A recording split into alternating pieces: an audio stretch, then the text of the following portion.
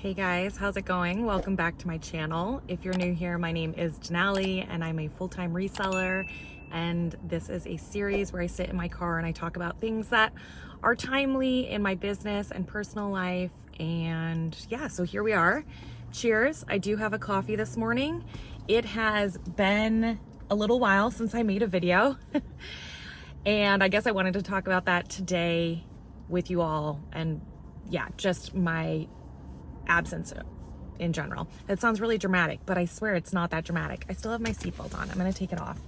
I just pulled up to the warehouse right now, and quick note before we get started. I just wanted to say that if you hadn't seen my last video that I put out, I've restarted my podcast. So if you listen to it, I stopped doing it in 2021.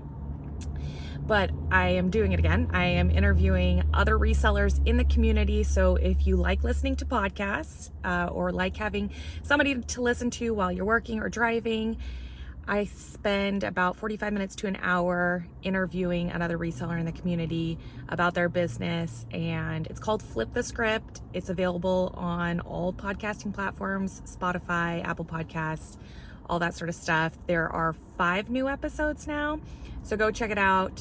I hope you are all enjoying it. Okay, back to business. So I took a vacation basically not too long after my last video, and it was nice. It was great. I'm so grateful to have had the time off, to be able to afford the time off. My family went to Disneyland and Palm Springs, which are 2 of our happy places.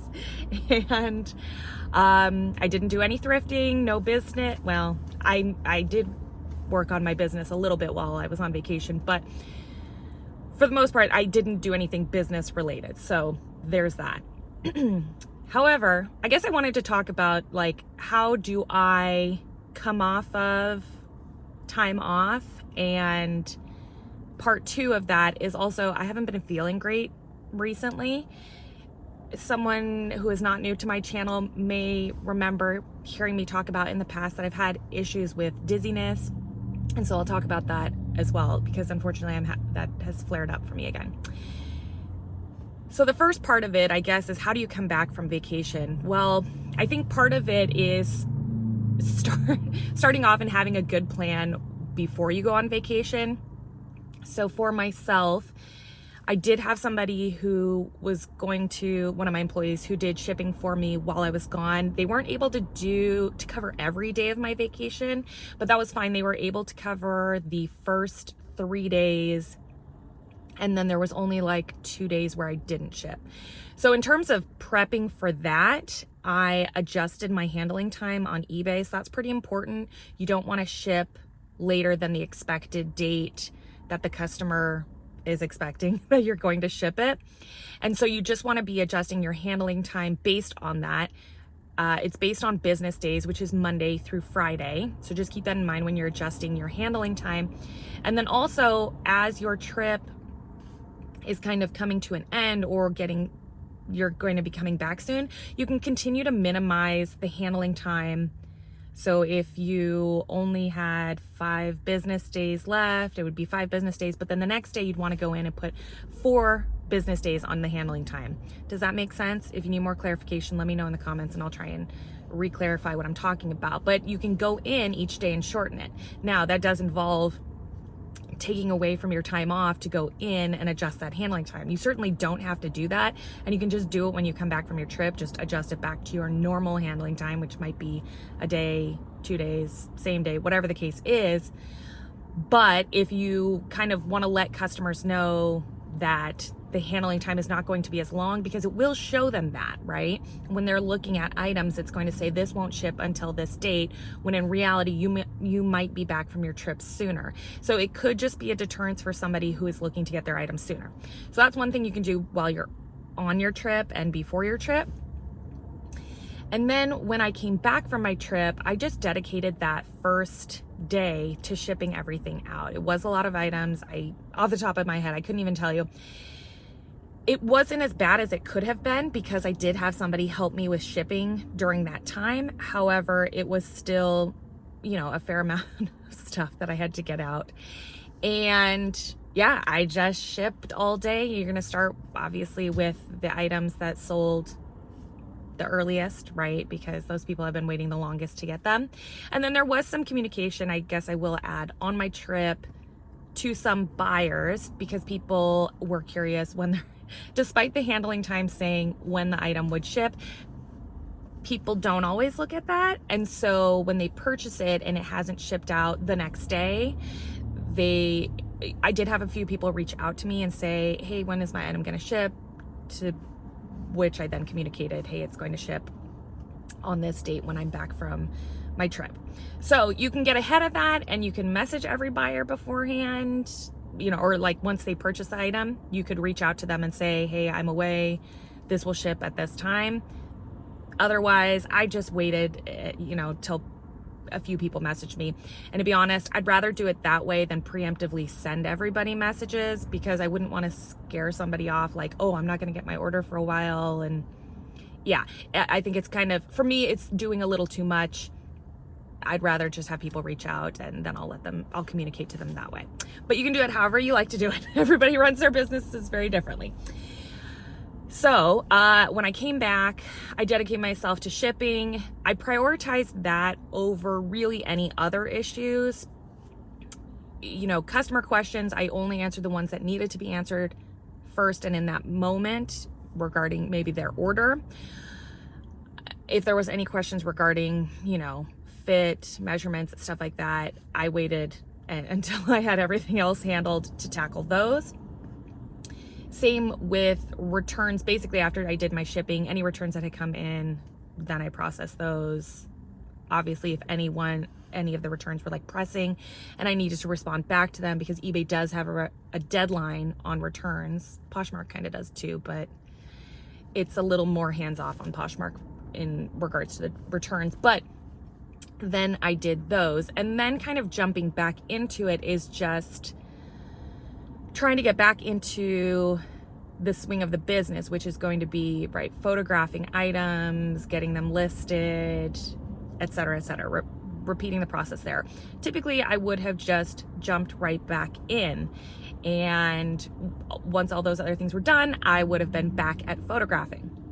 However, I have recently, on a personal note, not been feeling great. I do struggle with, for lack of a better term, dizziness spells. And unfortunately, my dizziness spells last for 1 to 2 months. And it is a constant thing. It is a 24/7, all hours of the day, every minute of the day dizziness. It's not like it comes and goes throughout the day. It is all day. And so when I came back, actually on my trip, I knew I wasn't feeling well, but I don't know if anybody else does this. But I don't acknowledge maybe that I'm not feeling great, because I think in my head, well, if I don't say it out loud, then maybe it won't actually be true. But it was true. I was feeling dizzy, and unfortunately it just continued. I don't want to say to get worse, but it didn't get better. And I'm still suffering with it now as I talk to you. I am feeling dizzy. I will say it's, a friend of mine asked me, how I've been doing, or has just been checking in with me on how I've been doing. And they made a great analogy, because I was like, well, it's always there. And it's hard for me to say if I feel better, because sometimes it feels incrementally better, possibly, but it's hard to say. And they said, oh, is it like having the hiccups, like for a long period of time when you get the hiccups, right? Sometimes people get hiccups for more than 10 minutes or longer. And you just kind of get used to it and you don't know you're hiccuping. Yes, that's what it feels like. It's just there and you're doing it and you're in it and you don't always realize that it's happening. So I'll actually be curious to watch this video back, because for me right now, it feels like I'm swaying like this, but I know I'm probably not for you guys, but it feels like it in this moment. So anyways, that is what I've been dealing with. So as a self-employed person, that can be difficult because, while I do have employees, my help that I have currently, and I've had more help in the past, I just have part-time help right now, and which I totally appreciate, but it's just more limited. So because it is more limited, it just puts more of the work on me. And when I'm not there, you see where the struggle starts to come in here. So again, going back to prioritizing things, during this time, I've been trying to prioritize my health. However, there are things like shipping, once again, that must get done. So for the past couple of weeks, since I've been home, have just been focused on, let's just get the shipping done. Let's not worry too much about anything else. Let's get that accomplished. If you can do a couple other things while I'm at the warehouse, that's great. Otherwise, I head home for the day. So I've been allowing myself to sleep in the mornings, and then mostly sleep in the mornings, and then I leave early. That's a relative term, but I leave earlier than I would for sure. And I'm not doing normal or extra work that I typically would do. Anybody who suffers with any sort of ailment can certainly understand what I might be feeling or what I might be going through, and how you just have to, when you're feeling great, it's awesome. And when you're not feeling great, it's not great. And that comes with being self-employed. This is it, that's one of the transitions that maybe doesn't get talked about because it's not very sexy when it comes to self-employment, is that you don't have these benefits that you have in some traditional jobs, which would be sick time, right? Or having FMLA, which is the Family Medical Leave Act, taking extended periods of time off, which people will take off to care for themselves. Perhaps you have a pregnancy or a surgery, or to care for others in your life. It's just job protection. You don't always get paid during an FMLA leave. Some employers are more generous than others. It'd be nice. Actually, I do think in some states, and possibly here in Washington State, I've been at my human resources is a little rusty. If you've been following this channel for a while, you know that I have a background in human resources, but I do believe it's either City of Seattle or the state of Washington. I do think they have some sort of paid Family Medical Leave Act now. It has been worked in and requires employers to do that. But as the small business owner myself, right, obviously that's on me too. Like, I am the employer, so you get the predicament here. Anyway, getting back to my thought here is just that, with self-employment, I just have to pace myself, because I can't continue to overwork myself, which I will often do.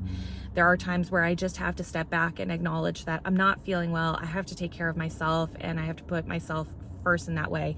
And unfortunately, what goes along with that is just other parts of the business will suffer, meaning that my ability to do the fun, creative parts of my job, which would be creating content, suffers.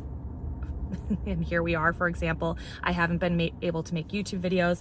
I have been putting out podcasts, but that in itself has been a struggle as well. Just keeping a normal conversation with somebody when you're feeling dizzy and out of it is tough.